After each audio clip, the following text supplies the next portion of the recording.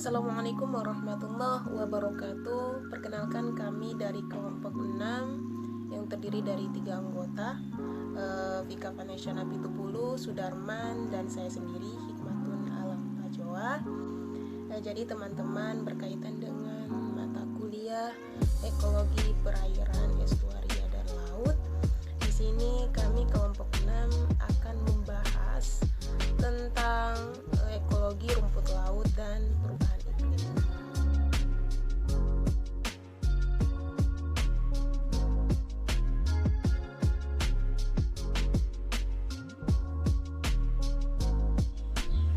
Halo semuanya, perkenalkan nama saya Vika Vanessa Napitupulu, NPM 2040102048. Produksi rumput laut di Indonesia menunjukkan peningkatan yang sangat signifikan, yaitu dari sekitar 205.000 ton di tahun 2000 menjadi sekitar 3,9 juta ton di tahun 2012.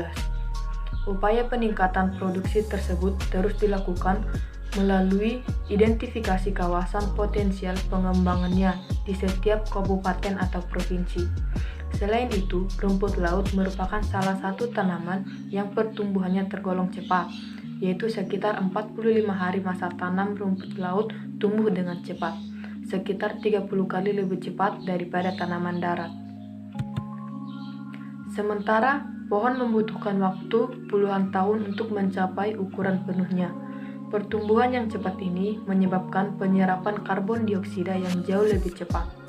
Dengan adanya sebuah penelitian internasional, 48 juta kilometer persegi lautan dan samudra di dunia mungkin cocok untuk menumbuhkan rumput laut. Dengan hanya menggunakan 0,001% dari area itu dapat mengimbangi emisi karbon dari seluruh industri aquaculture. Pada dasarnya, rumput laut dengan nama yang terkenal pada komoditi dalam dunia perdagangan nasional yang merupakan jenis alga dari seagrass atau nama lokalnya padang lamun. Sehingga sampai saat ini rumput laut tergolong tanaman yang berderajat rendah tetapi memiliki nilai ekonomis yang terbilang cukup tinggi. Umumnya, rumput laut tumbuh dan melekat pada substrat tertentu.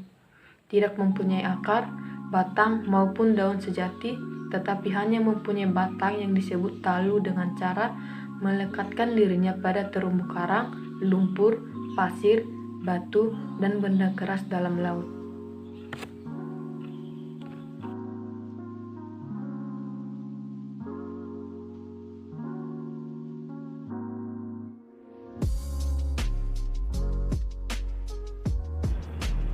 Air laut yang kaya akan nutrisi dipompa dari kedalaman ke daerah kontinental dangkal di zona Potik dan digunakan untuk mengairi tanaman rumput laut.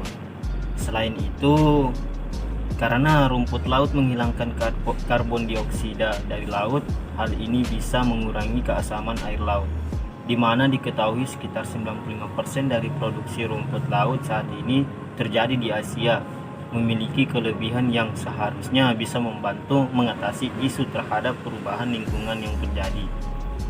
Hal ini, pertumbuhan dan penyebaran rumput laut sangat tergantung dari faktor-faktor ekologis serta jenis substrat dasarnya. Berkaitan dengan perubahan suatu lingkungan dari habitat ekosistem rumput laut berdasarkan pada parameter kimia fisika perairan seperti suhu, kecepatan arus, kedalaman, kecerahan substrat dasar pada perairan, derajat keasaman, salinitas, dan oksigen terlarut. Selain itu, perubahan suatu lingkungan memiliki peranan penting dalam proses fotosintesis, di mana semakin tinggi intensitas matahari dan semakin optimum kondisi temperatur, maka akan semakin nyata hasil perkembangan yang salah satunya yaitu fotosintesis pada rumput laut. Lee et al. 1999. Dengan demikian, kecukupan sinar matahari sangat menentukan kecepatan dari proses rumput laut untuk memenuhi kebutuhannya, seperti sumber nutrien seperti karbon, nitrogen, dan fosfor untuk pertumbuhan dan pembelahan selnya, dan kepekaan toleransi terhadap kisaran suhu yang spesifik.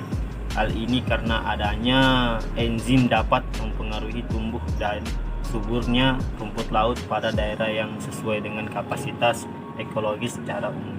Kuning 1990.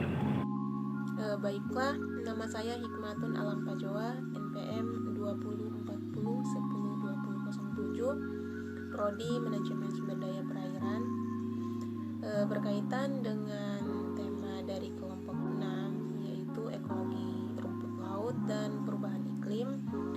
Jadi di sini saya ingin menyampaikan sedikit tentang pembahasan dari materi kami.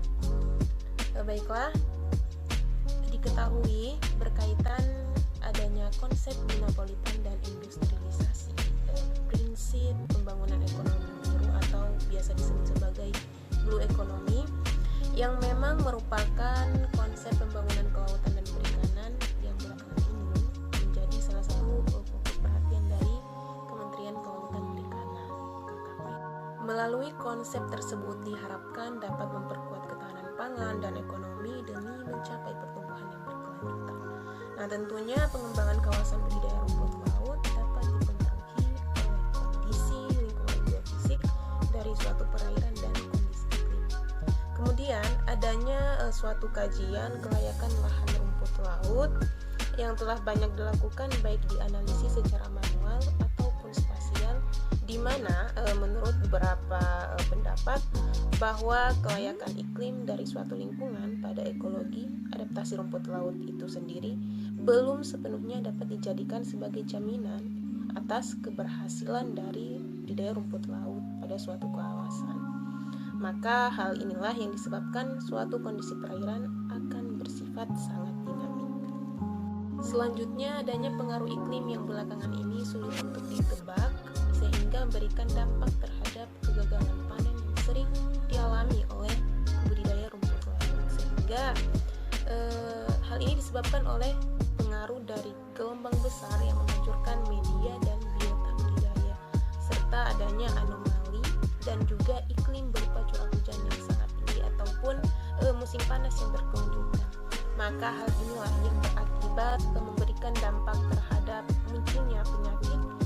Di sini disebutkan bahwa penyakit ini tergolong penyakit yang ringan, tetapi memberikan juga dampak terhadap membusuknya rumput laut yang dibudidayakan.